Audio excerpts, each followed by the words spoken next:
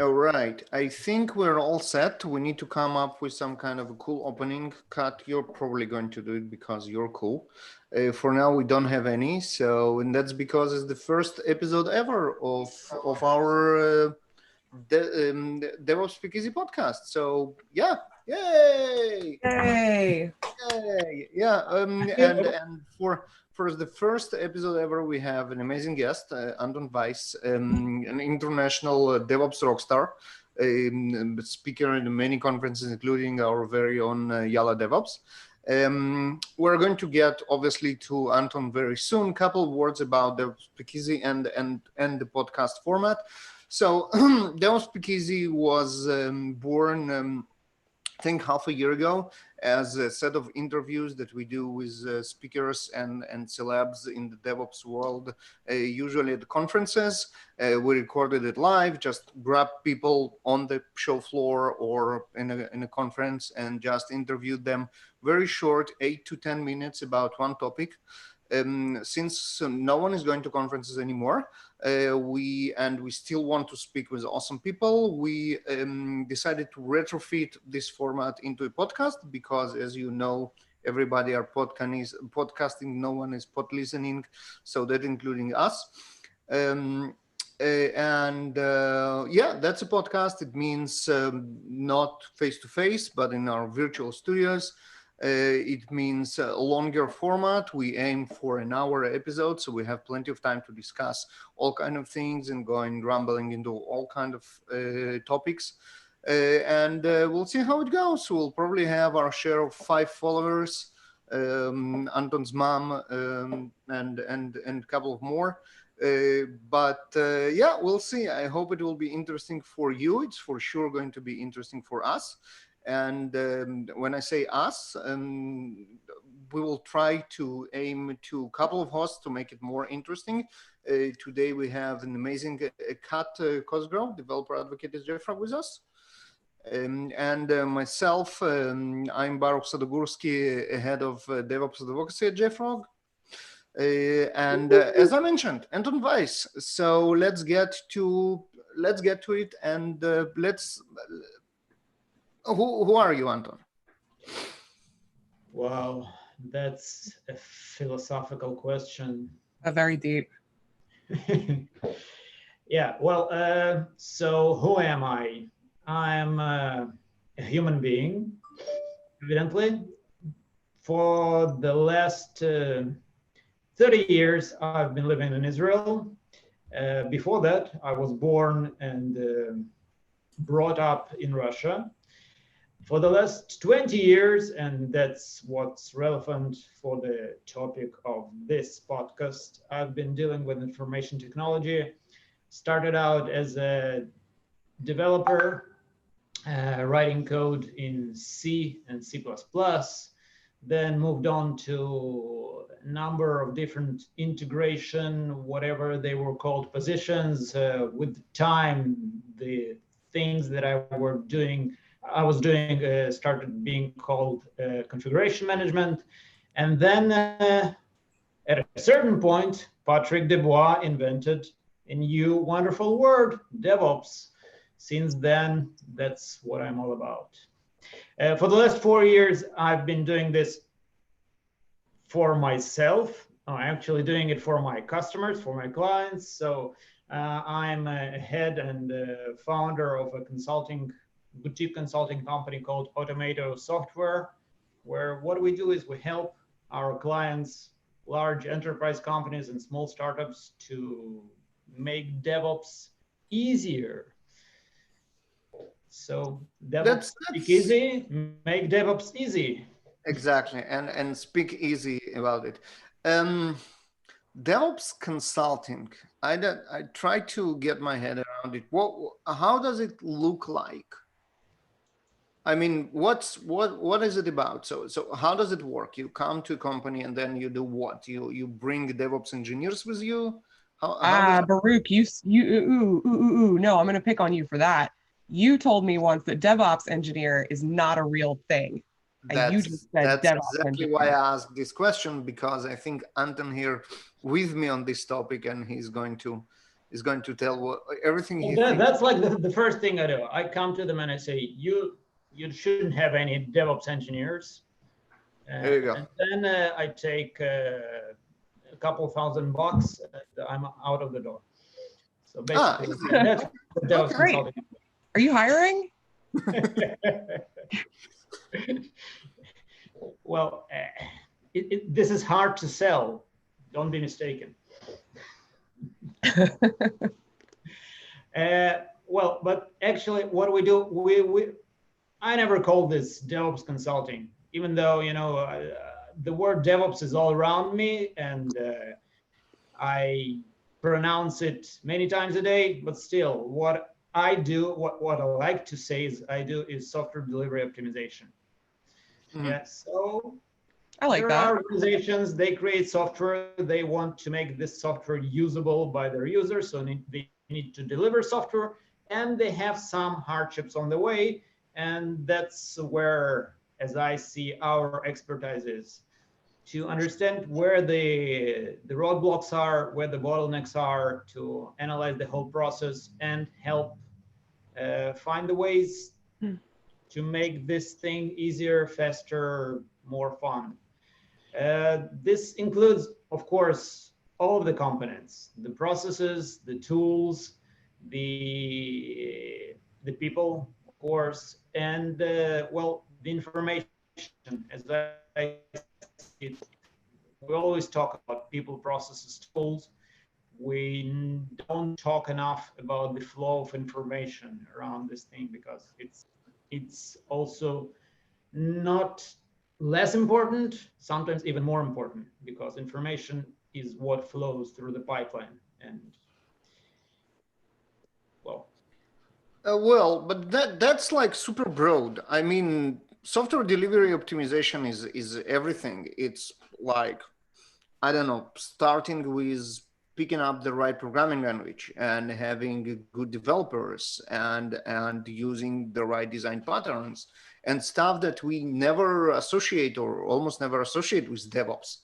That's, I think, saying like I'm here to optimize your software delivery, saying I'm here to make your life better. Your coffee brand is wrong. It's like it's everything. yes, Ooh. I never said it was easy. Yeah, no, but I mean that's making people even better. start saying it? People want tangible goals because they want tangible results and they want to hold you accountable. So how do you even go about it?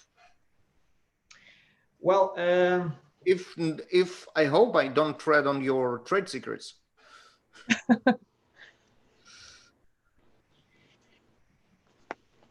well, in general, consulting is a tricky business, right? So yeah, you assume your customers want tangible results.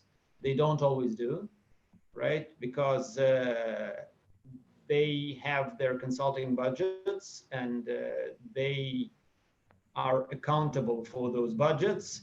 And if you don't deliver the results, then they're accountable to their managers, right? So sometimes, yeah, they do expect results, but they don't really want to measure it, because if for some reason you don't have the results, and well, the results the consultant gets are not always dependent on the consultant, him or herself, right? Because this is like, a consultant can only recommend things, a consultant can coach, a consultant can mentor, but in the end, the implementation of the consultant's recommendations is on the part of the client. And well, the client doesn't. Okay, that would never fly with our boss. That I can tell you right now. You need to find very specific people that don't care about the results or holding you accountable. Well, what I'm trying to say is that many people say they want to see tangible results, but when, you know, the topic of my talk at Yalla DevOps and many other talks that I delivered in the last couple of years were about how do we measure the results of DevOps? How do we measure the return on investment from DevOps, right? And the thing I see time after time that there are very few organizations really investing effort in this, right? So when we do DevOps, we actually want to achieve two things, right? We want to deliver software faster and with better quality, because if we go faster, but things are always broken, then we haven't done anything. And if we're achieving good quality, but we can't keep up with the market demand, then again, we haven't, the DevOps isn't working, right?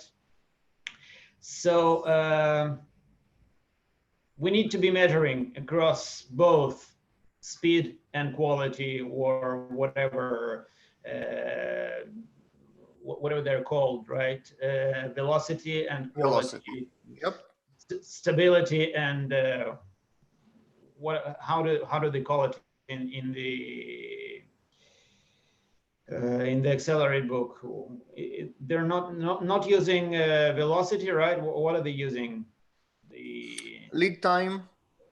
Lead time, right? Yeah. They're talking about lead time. Deployment frequency, failure rate, mean time to recovery. Right. Okay. So there are 4 very simple measures. How many organizations out there are actually measuring this? Well, those to which Nicole comes and asks those questions, then I think they start caring about it.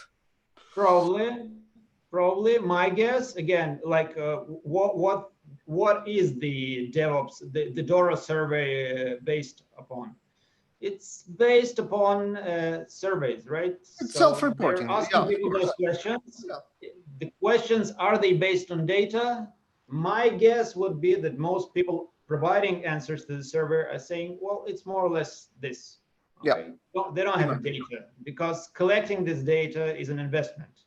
And we don't see organizations really investing into this because we're very, very busy fixing the deployments, or we're very busy replacing our current infrastructure with Kubernetes, or we're very busy hiring DevOps engineers because they're so hard to find. Because they don't exist. It's very hard to find something that doesn't exist. I don't know. We got a whole TV show about finding something that doesn't exist. There's like a 7-season-long show about finding Bigfoot. Haven't found him yet. 7 seasons though. Yeah, so. The truth is out there. That's another very long-running TV show about finding stuff that might exist. Okay, so you know what? I'm worried now. Mm-hmm. Because what you are saying is that everything is like is smoke and mirrors. There is no actual measurements. There are no actual results. You come to people and, excuse me, bullshitting them, and they buy your bullshit, and then no one measures anything. And I mean, I'm happy for you. You get your money. Everybody are happy. But seriously, I personally thought that's a serious engineering discipline, that we are serious people that come with data, with numbers, argument with data, measure stuff, have tangible results. What I hear is that none of that is true. You got me worried. Now you need to calm me down. Baruch, chill. chill, bro. It's a speakeasy. Do you have anything in your coffee? Yeah, it's a little bit too early. I think for the afternoon episodes, I will come more prepared as a speakeasy. No, but Anton, seriously, I mean, let's talk about it. Yeah, what you are saying is no one is measuring anything and no one knows what they are doing. And the improvement is basically the feeling that we have better about ourselves. No, that was actually the first part of the show when I get everybody pissed off with me. Okay, here you go. So you did that. Okay, now let's get to the second part. No, I'm not saying nobody measuring anything, right? I'm saying what I see is that, well, again, I'm biased, right? Because when I get called in, I'm usually called in when organizations are in pain, right? Because if you're not in pain, you usually don't call a consultant. You're until the virus breaks out. You're saying, okay, we can handle this ourselves. That's a very timely reference. Appreciate it. Yeah, I used to work in the data backup industry, and that's something we saw consistently there too. That nobody cared about having backups, like businesses. They didn't care until they got hit with a crypto locker virus, and they're just utterly screwed. And that there's some overlap there with DevOps now that we've got DevSecOps as a thing, worrying about security from the very beginning. Okay, I hear you. So people come to you when they think they are in pain, and you sell them these smoke and mirrors that you will be fine. Let's just do what? No, that's not what I'm selling. What I'm selling is actually, I'm saying, I'm providing measurable results. Here is what you need to have in place in order to measure this.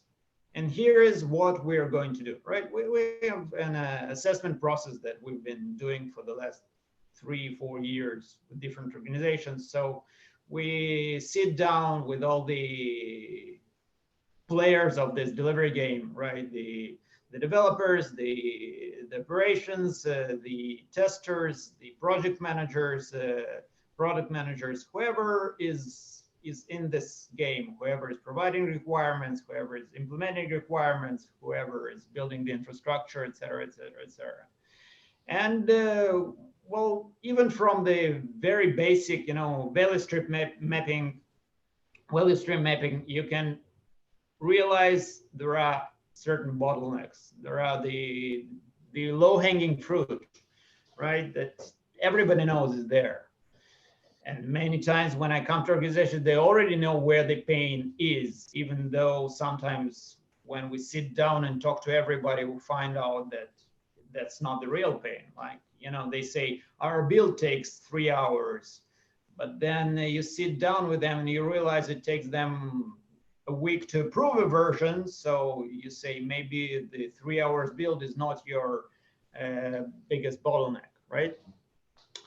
But then again, okay. So after the assessment, we more or less know what we're going to do. And let me stop you before we're going to the after part. So you say you promise tangible results. Mm-hmm.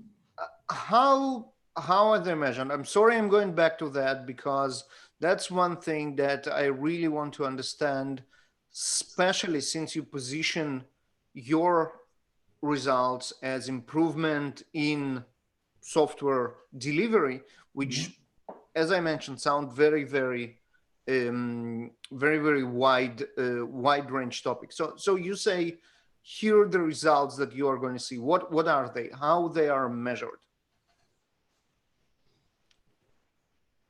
Okay, so the metrics, as we said, there are the 4 basic metrics that can be found in the accelerated book: delivery time, lead time, deployment frequency, stability, and failure rate and mean time to recovery. Yep. Right. Yeah. The 5 metrics actually. Yeah. In the last issue of the survey, they added stability, which is an actual operational metric, which wasn't there before. Because if you look at 4 other metrics, they're not actually about operations. Yeah, they are about DevOps.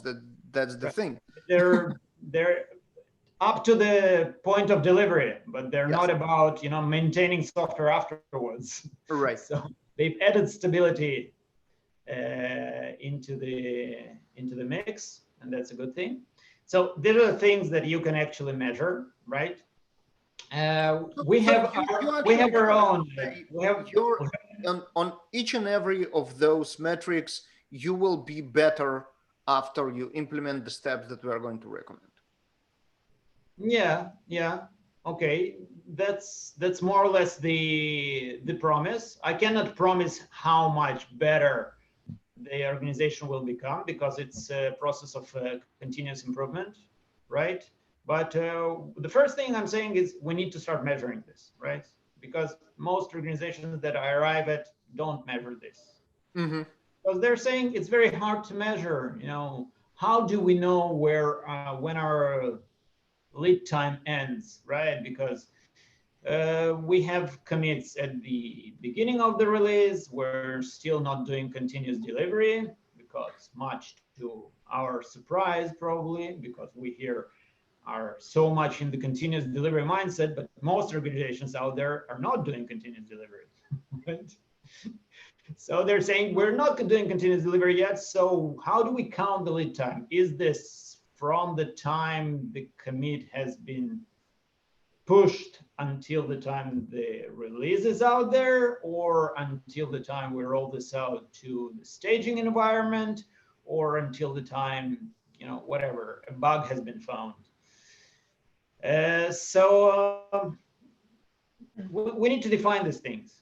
And it's quite okay if each organization defines this differently, because the important thing is you start measuring, you define the start point and the end point, and then you can say, okay, this is the whole thing. And if the whole thing is not getting faster, probably I'm not optimizing at the right point. And then you start searching for the actual bottlenecks, because as the theory of constraints teaches us, optimizing anywhere but not at the bottleneck is not optimizing anything at all, right? So that would be the correct approach. So much to yeah, go ahead. I'll come back to that. Go ahead. But of course, this is how it works in a perfect world. This requires a lot of discipline. This requires, not panicking, and this requires of you not to be in too much pain, first of all, because, as I said, most of companies that I start to work with are already in pain. So first of all, they need a cure for the pain. So they would say, our production is crashing all the time, right? We have critical alerts 5 times a week. So then we say, I don't care how long your lead time is. The first thing you need to do is to take an aspirin. So let's just sort out your alerts. Let's put all of the focus on your production alerts. Let's wake up everybody when an alert occurs, and let's make sure that we're reducing these alerts. At one company that we worked with, we've created something that we call the pain board, right? They had a very unstable environment and things were always crashing, and the things were crashing because of the same issues that never were fixed because they didn't have the focus in order to fix this. So we started, putting them on a board, on a large screen, a large monitor for everyone to see.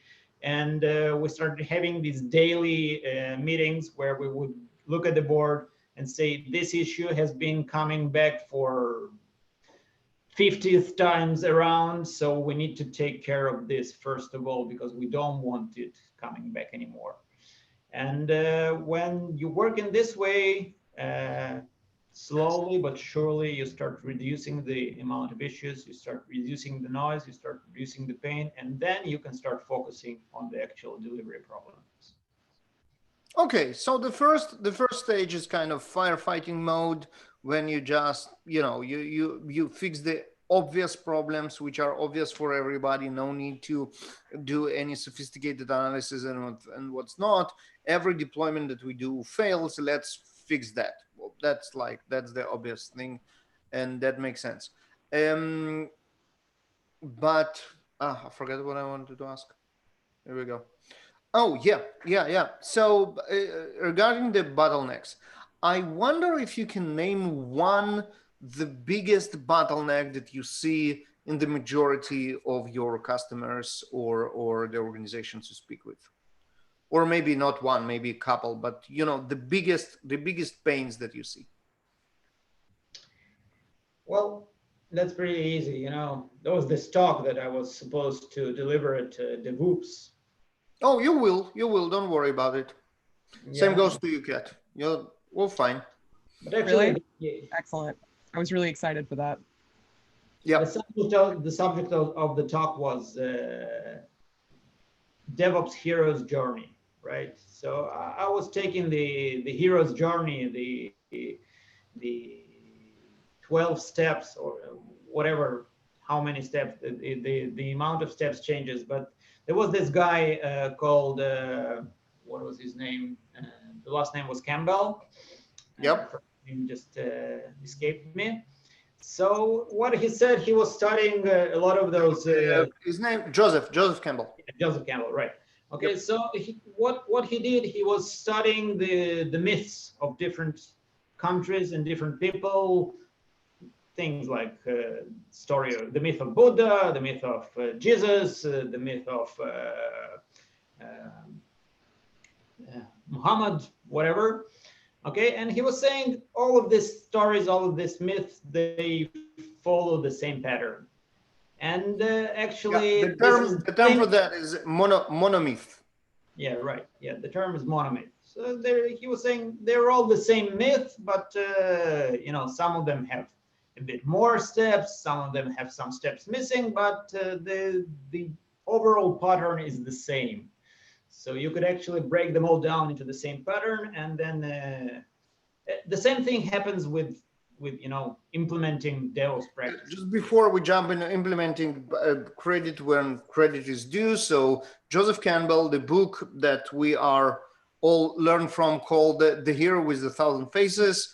It's 70 years old, but still super relevant. And this is where the theory of the monomyth is laid down. We will obviously have the link to the book in the show notes. So what you are saying is the DevOps hero journey is fitting into this monomyth theory, and it's the same journey like the journey of Jesus, for that matter. Yeah, sure. So it's a journey to a better life. Through the hardships and the challenges that you see on the way, right? But when I started to think about what the journey was, I realized that there is always this stage where you realize that no matter how many things you automate, no matter how many tools you replace, okay, at a certain point you start realizing, coming back to the basics, right? We start realizing that our biggest bottleneck is human collaboration, human communication. And well, that's what DevOps started from. If you take the original talk by John Olspo and Paul Hammond, right, that actually caused Patrick Dubois to invent DevOps, what they were talking about is, how did we manage to deploy 10 times a day at Flickr? Because our devs started thinking a bit more like ops, and our ops started thinking a bit more like devs. So it was all about a change of thinking. It was all about a change of mindset. Nobody was talking about Kubernetes. Excuse my French at that time. Yeah. Well, this is all. Bottleneck is there. Yeah. This is all nice and fluffy. And you completely ditched my question, because saying that the problem of everybody is collaboration is that like saying, well, the problem is of everybody are humans. That's while this is true, maybe the virus will allegedly help with fixing the problem. Yeah, but not with collaboration. Obviously, it does the opposite. Yeah, I mean, while this is true, this is so broad that it's not really actionable. Let me ask you again, to the actionable, maybe even technology related, what are the bigger bottlenecks that you see? For example, you mentioned that the majority of the companies, to all astonishing, don't do continuous delivery. Is that one of them, or there are others, or maybe that's not the biggest problem at all? Technology related. Well,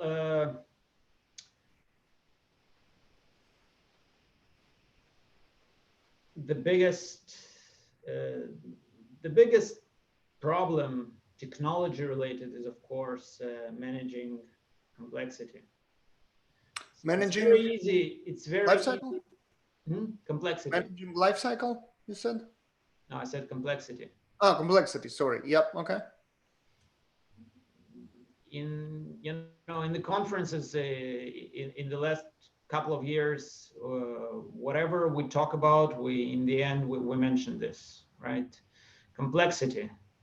And actually, what we now see in the world with the virus, with the globality of the virus outbreak that we can now see, it's also related to that, because the scale that we work at today, in large organizations especially, causes so much complexity that it's really very, very hard to manage this conceptually and technologically. So it's very easy to build a pipeline for one monolith service while it's still small and it has a small amount of dependencies. And when we have 1, 2, maybe 3 teams, that's easy, okay? The moment we need to manage a couple dozen microservices with a couple dozen teams, that becomes hard, because even with the tooling that we're building today, we're not resolving the conceptual understanding of this, right? So the tooling is there. Like take Kubernetes, for example. Kubernetes is a great tool, but in order to manage this complexity, the tool itself has to be complex. And then we as humans find ourselves limited in our ability to manage it. And Kubernetes is really hard. The learning curve is steep there. Exactly. So this is a technological challenge as well as it is a management challenge, right? Because the engineers are dealing with complicated, large-scale technology that is very complex, for them to grasp. Nobody has the whole picture. Like, we've been building one of the latest projects, we're building continuous delivery pipelines for data science. So there are those ETL workflows that are running on Airflow, and then we need to understand how to continuously deliver these Airflow DAGs, they're called, directed acyclic graphs, to the production environment. Do we use Airflow itself? Do we use Jenkins? How these tools interact? And none of the continuous delivery engineers understand the complexity that's involved with the ETL processes. None of the ETL engineers understand how continuous delivery is done. So how do we make these things work together? No answers, very hard. Now take a manager that tries to make these two teams work together. What does that manager tell them? How does that manager allow them to work together? That's complex. So it's still a people problem, not strictly a technology problem. And yes, well, the technology is still undeveloped, right? We're scaling things much faster than the tooling is developing. As an example, I was thinking about this. There are some pieces of technology that really astonish me. For example, take the automatic suggestions from Google. When you type messages today, or not, I'm not sure it's Google back there, whatever is doing that back there, in messages on Slack or Telegram or WhatsApp, there are automated suggestions, and you can actually see how it's getting smarter every day. So whereas 2 years ago it was really stupid. Like, it was. And now there's like Twitter or social media memes that go around where you like start a sentence with something predefined, like I'm quitting tech because, and then you let the autocomplete finish it for you. And it's getting like, it's turning out some stuff that's like actual sentences that it's not funny anymore. Yeah, it's not funny. Like I got one of my friends got I'm quitting tech to become an artist, and geez, like I know people who have actually done that. That's a real thing. It's pretty. The Yeah, prediction is and pretty it's smart. getting harder and harder to distinguish between those emails answers that was just, you know, click to answer a pre-canned answer, or actually people saying something. Yeah, it's getting Exactly. harder. So what we really need, you know, is our delivery deployment technology to be like that. So I've built a deploy and it's not going to be deployed okay. So the system should be suggesting this to me, saying this, when you roll it out to production, is going to be borked. So maybe what you really meant was saying, I want this to be, I don't know, highly available. You're saying you want block storage, but actually you were probably meaning to use S3, whatever. We want tooltips. We want tooltips. I don't want it to like. I don't want my deployments to like do everything for me, because that level of leaving certain security concerns or networking concerns up to an automated wizard makes me a little bit uncomfortable. That's pretty consistently exploitable eventually. But tooltips would be nice. Like, hey, are you sure that you really want to do it that way? Because this might be kind of less than ideal. I think some tooling is doing that now, right? Don't we have like config suggestions in the platform? I think a lot of chat ops is kind of doing that. So one of the examples is oh, I forgot the name. The startup that Automist, that they're doing that a lot. So they're giving you like hints of what might be wrong, and then a very simple way to actually fix it with one pre-canned answer, or just some text that you sent. A linker for your ops. The industry has been moving in that direction. There's also a startup here in Tel Aviv that I've recently been talking to. We're thinking in that direction. The incident response, like, you know, they're saying we can realize, we can find certain patterns in how we fix certain problems or how we debug certain problems, right? So we could, you know, build something smart that whenever an issue happens, like, I don't know, my MySQL database is hanging because it has 100% CPU overload, then maybe these are the steps that I would usually take, you know, like SSH to the server, or check what the last query was executed, things like that. So what we need is an AI overlord.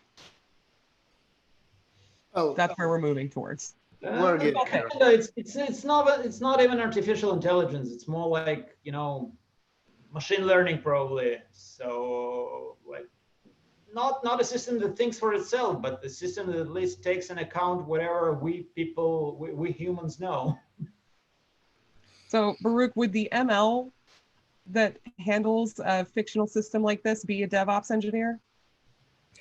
Oh, that's a good question, but I think it's all about the collaboration again. It's you know, DevOps engineer. Why I don't believe that DevOps engineer is a real job, because DevOps is about collaboration. So having DevOps engineer doing DevOps all day, it's like having collaboration engineer doing collaboration all day. I mean, it doesn't make sense, and this is why we have the empowered team. So this is why we have the T-shaped people who actually know a lot about one topic and a little bit about everything else. The machine learned artificial intelligence that we are talking about is probably capable of being O-shaped engineer and knowing everything about everything. But until we get there, we still need people who specialize in different things, and none of it is DevOps as a technical discipline.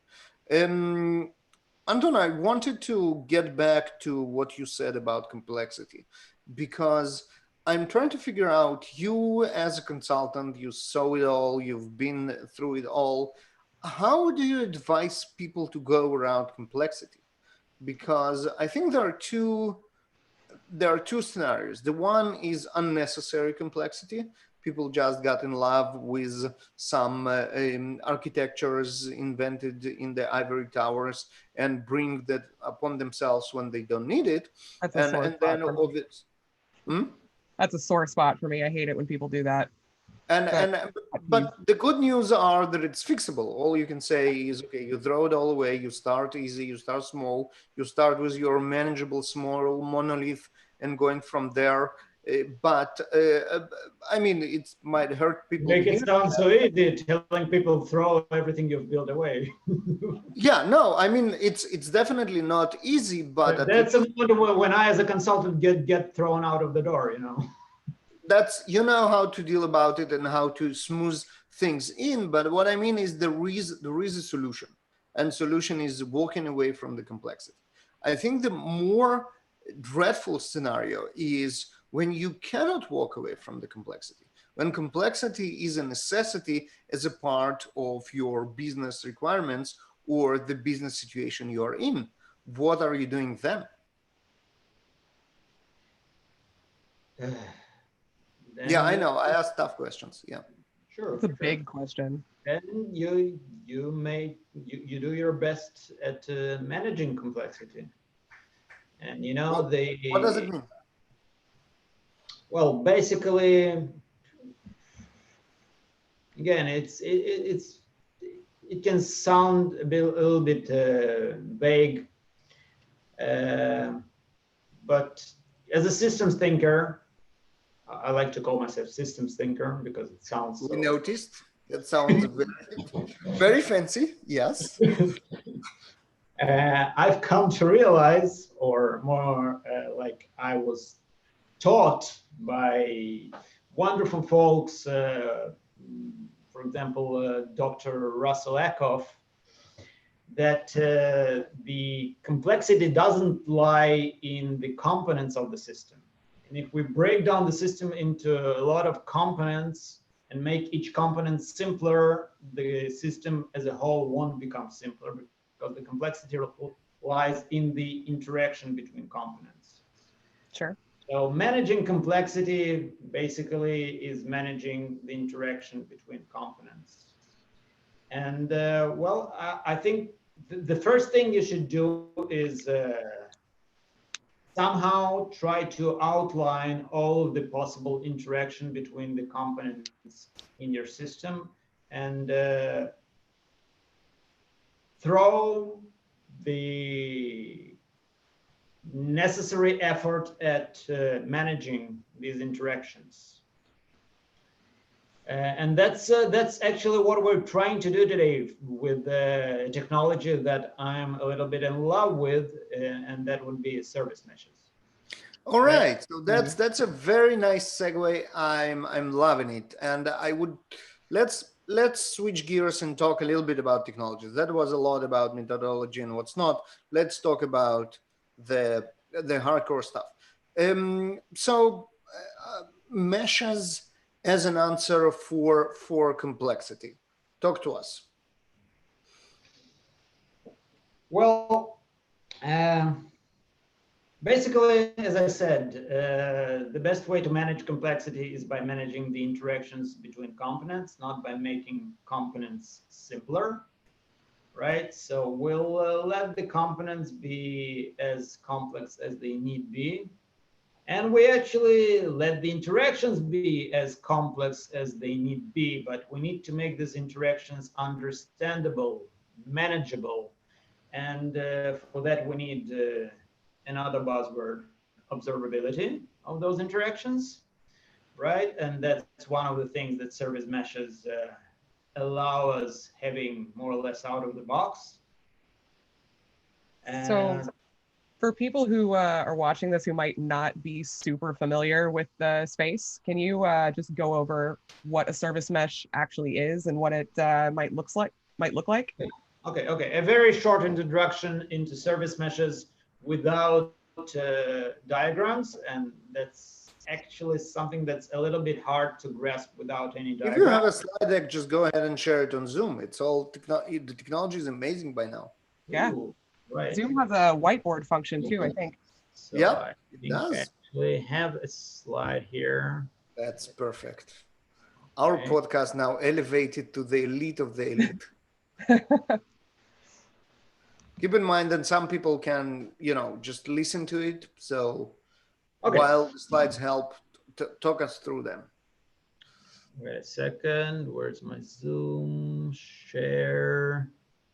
Here I go. Okay, desktop. And no, not this one. Okay, can I see this? Yep. Yes, Yeah. and I'm checking the stream and it shows on the stream as well. Perfect. Okay, cool. So microservices or any complex distributed system that we might have built cause us a macro pain, right? Because there's a lot of complexity to manage. Our services keep talking to each other, and some services that we talk to don't reply in a timely manner, and some services are for some reason not available, or other services don't provide responses that we expect them to provide. Sure. It looks like the microservices version of spaghetti code. Yeah, more or less, that's what any complex system grows into with time, right? So now, in order to manage all this,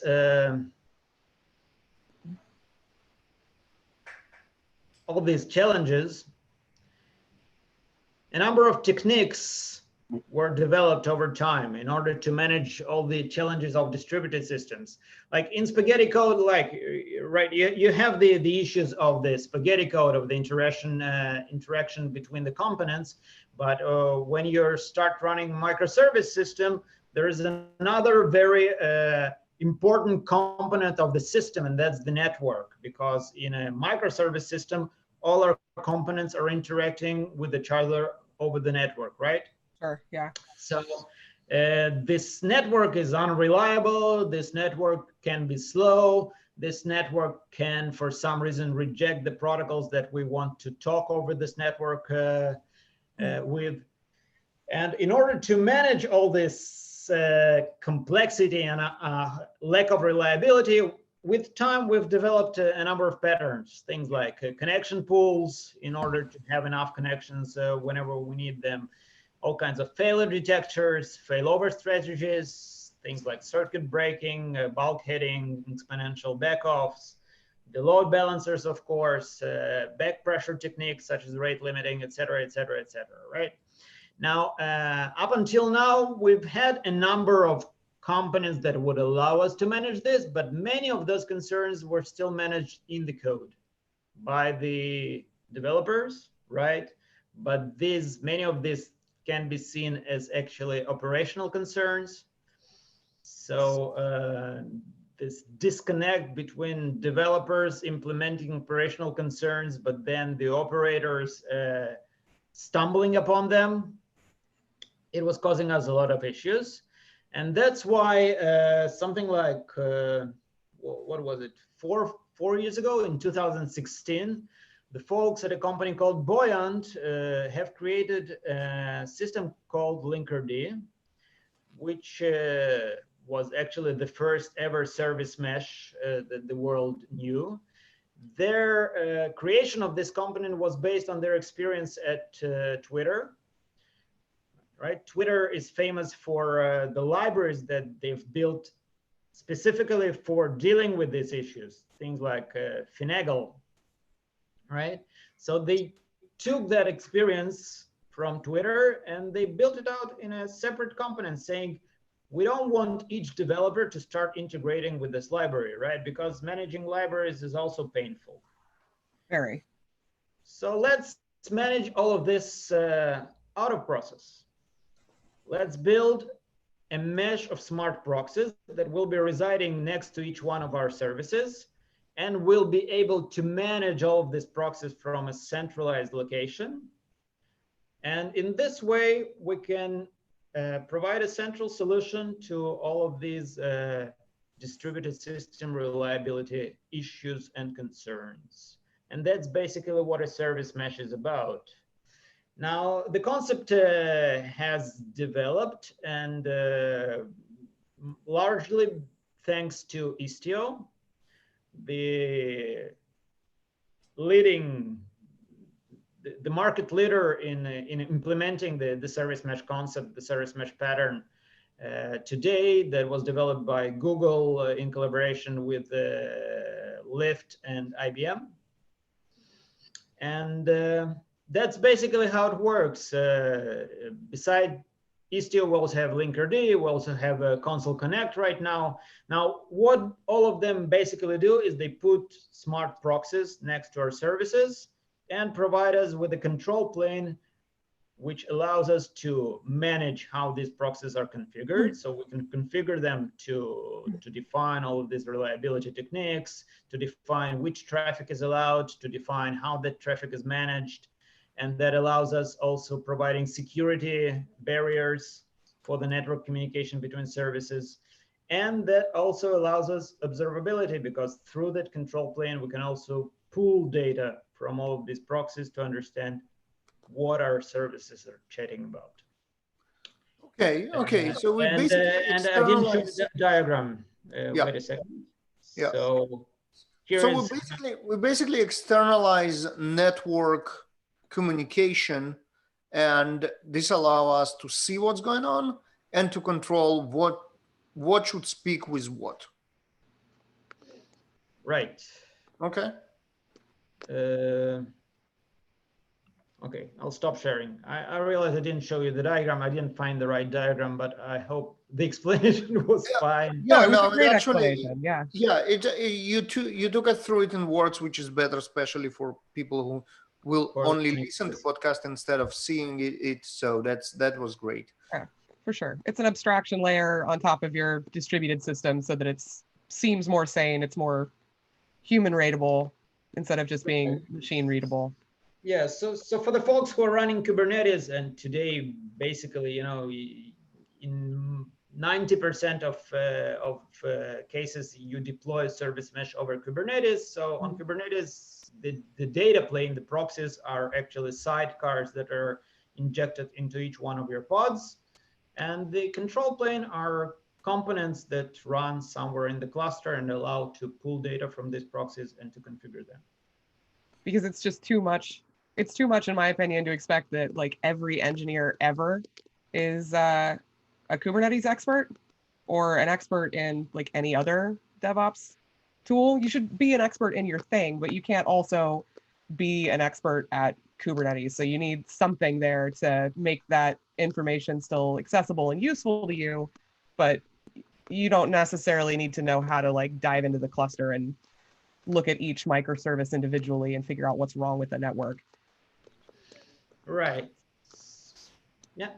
And by the way, coming back to what we talked about earlier, there are also tools for the leading service meshes today that allow you to analyze the configuration of the service mesh and to find possible misconfigurations. Because again, configuring all of this, let's say I have 100 services, they're all communicating with one another. I need to define the security rules for this communication, who is allowed to talk to whom, and what kind of traffic is allowed, and whatever. Something's misconfigured, very hard to understand. So we need some smarts in the system that would tell us this is where your problem is. Yeah, because like a computer or a system or an application is only as smart as the person who built it or the person who programmed it. But computers and applications and systems like that don't get tired. They don't get bored and they don't get distracted, and people do. So it's easier for us to make mistakes on repetitive things like security settings for 1,000 different microservices. Yeah, because we get bored or distracted. In general, it's very easy for us to make mistakes. Yep. So, okay, so I'm trying to picture this, flow diagram for DevOps consultancy, and I think I got a grip on it. So basically, there are two types of complexity: a necessary one and a not necessary one. And for non-necessary, obviously, you try to convince people to simplify things, to simplify architectures, to maybe migrate from unnecessary microservices, etc. And for necessary ones, you try to suggest them having more control by introducing server meshes as service meshes as a solution for managing this complexity by taking control over the communication between the different components. That could be service meshes. That could be, just having healthy API evolution practices, so that whenever we release a new version, we don't break the API for our consumers, and that could be managed with the consumer-driven contract testing. So, Interesting. yeah, there are techniques out there to manage the interactions between components of the system besides service mesh. Service mesh is just one of the examples. So for API evolution, for example, do you have any methodology that you suggest, or maybe some tooling around it? Or you just go and say, like, just make sure that they're versioned? Is there something structured when you talk about the right API approach? Well, nothing new there. First of all, don't break APIs. Easier said than done. First rule: don't ever break APIs. Well, that's a very broad rule that probably there are good exceptions to it. Find me a good exception of when you should break an API. I would say major versions, you definitely should be allowed to break APIs when you. Yeah. So yeah. Then the same thing as with the evolution of structured databases, only add fields and don't remove fields. Sure. But this is how you go straight into this complexity hell when you have too much of everything just because you keep adding and never removed anything. How this is good?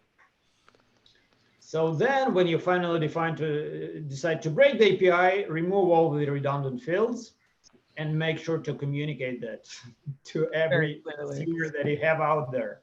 So basically, it all comes down in the end, with all the rules regarding not breaking the API and how to advance the API and how to add fields and never remove fields. That's all about, assuming what our customers do. If we really want to know what our customers do, we need to have consumer-driven contracts in place. What are those? This is, well, the concept itself was suggested by ThoughtWorks. I think it was Martin Fowler himself or one of the folks at ThoughtWorks. And there's tooling for that today on the market. There's a system called Pact. That basically what it allows you to do is whenever you build an API, right, you create tests for that. And whenever you call an API, you also create tests for that, and you export the definitions for those tests. So whenever I consume an API, I can export the definition of whatever my service is expecting from the API. It builds mocks, right? In the test, I build mocks, and these mocks define the behavior that I expect from my provider. And then somewhere in my CI, if my tests have passed, I take the test definition and I hand it over to the provider. And the provider needs to make sure that these tests also run in their CD pipeline. So in this way, the provider is responsible for the API not breaking. Okay, that's but cool. this goes into adding a lot of complexity. And I understand that it makes sense when you deal with external consumers that obviously have expectations of you providing a consistent quality updates, goes into obviously continuous updates pattern, when we can trust each other because I need you to take my updates blindly and you need me when you do it not to break things in a way. But microservices, I would say, is about having every microservice exposing API and then other microservices consuming their APIs. And if I start doing all that around each and every microservice, that's tons of overhead. I don't know. I think it's fine to add additional complexity if it gets you an equal or greater amount of consistency and reliability. But that's just me. I will spend a ton of time and effort making sure that as much of something is automated as possible on the front end so that I don't have to deal with it later. But that's me. Yeah, I agree with Kit. Basically, what they say is you can't really manage complexity with simplicity. So you have to add complexity in order to manage complexity. I think my question was in the matter of not if you have microservices, is it worth to do them well? Obviously, the answer is yes. The question is, doesn't it, there are trade-offs for having microservices in the first place. And I would say contract-based APIs and all that actually adds a lot of weight to the counter argument of maybe I don't need them at all. Well, at a certain scale, you must have them because a monolith is great until it becomes huge. Too large. Yeah, right. Because at a certain point, there is this issue of gravity, right? So only last week, somebody was telling me about how they're trying to transfer their monolith to Kubernetes, right, without breaking it down into microservices. So they tried to build a Docker image, but they realized that actually right now their system is packaged as a virtual machine image. And when they tried to build that into a Docker image, they received a Docker image that weighs 125 gigabytes. Holy crap, dude. Because their system requires something like 500 RPMs to be installed over vanilla CentOS. Ugh. That's a yikes. They're gonna have there's no pain-free way to unravel that. I think that's gonna be a bear no matter what they do. But that's a working monolith system, right? They have customers, they have paying customers, their system works. The only problem with it is it's very, very heavy, so it's hard to deliver, right? Yeah. We all know this, that if you have a system that takes hours to build, that takes hours to package, that takes even tens of minutes to get started, there's a lot of dead time that you spend just staring at your screen. Yeah, that's a huge waste of time, energy, money, manpower. Right. That's when bright engineers start leaving because they don't want to. Nobody wants to be responsible for babysitting that. That's not being an engineer. That's babysitting. So that's where the need for microservices arises. So there is. You want to make engineers' lives better.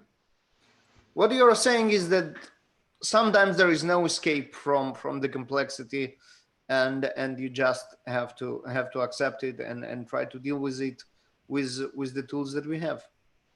Exactly. Pretending that there is no complexity is the worst thing that could happen. Actually, there is a very nice documentary that I just watched. It's not a new one. It's from 2016 by Adam Curtis.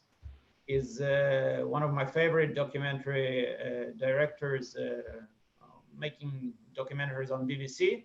So his last one is called HyperNormalisation. And it talks about how the world is becoming ever more complex and how politicians mainly try to make us believe that it's simple and that they're in control, and how that just never goes right? And we're actually witnessing this right now. We're in the midst of something that's nobody knows how to control. Interesting. So, and that brings me back to what we started with, and that's your consultancy gig and your messaging that you need to convey to those who hire you. And in the end of the day, I think that makes the message that you come with is not comforting, right? So basically, you cannot say, people, I've got that, I have a silver bullet, I'm going to fix everything for you. That would be just unresponsible and wrong. Instead, you have to admit everything is hard, everything is horrible, everything is complicated, I don't have all the answers, and then what? But I can help you. Well, first of all, I can help you reduce the pain. Okay, and then I will be with you on that journey. You know, I will accompany you on that journey, and I will be there to hold your hand, and together we can make it better. That's basically, you know, the messaging. And everything sucks, but you're not alone. Excuse me? Everything sucks, but you're not alone. Right. And actually, you know, one of the things that I, as a consultant, I do a lot is studying the industry. And there are examples of these processes making things better. There are examples of these transformations actually bringing gains, profits, happiness, success, whatever. We don't know if it's permanent, but even on temporary basis, if something works better today than it worked yesterday, then that's a proof that there are techniques that can be used. Okay, so with that kind of optimistic message, it will be a good time for us to wrap up. Couple of more questions. What's the story with the fingers? Well, that's kind of stupid, but never tried to pull a blanket off a 16-year-old teenager. What? Context? Well, I tried. Raise your hand, Anton, so we will know the context. I tried to wake my son up, and I pulled the blanket off him, and well, he was evidently in a bad mood, and he pulled the blanket back, and he's strong. He's already that taller than me, and well, probably, I don't know, somehow I held on to that blanket too hard, even though, you know, that's not my life philosophy. My life philosophy is to let go, not to hold on. But anyway, somehow my fingers got caught in that blanket and I broke my fingers. Okay, so we'll stick to the story that you tried to break the silos down. Let's stick to that. Right. Yeah. But that's that basically, you know, comes to show how unexpected some incidents are if we take this back to DevOps. Very true, very true.